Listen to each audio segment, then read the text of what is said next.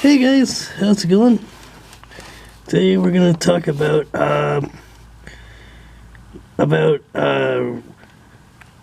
frame connectors. So this is a frame connector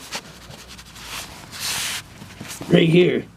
It stiffens the car up. So yeah, it stiffens the car up. So why would you want this? Well, this is,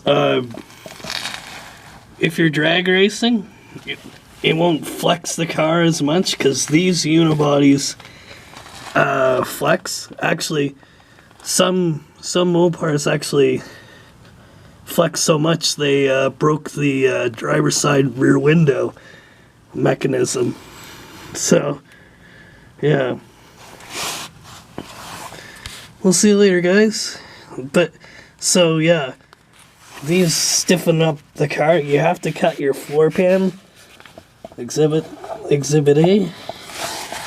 Oops. Sorry, I dropped you guys. As you can see, yeah, you have to cut into your floor pan, but it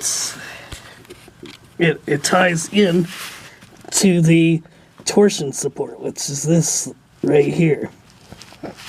So, but it's all connected and it makes your unibody really strong. And so, we'll see you later, guys.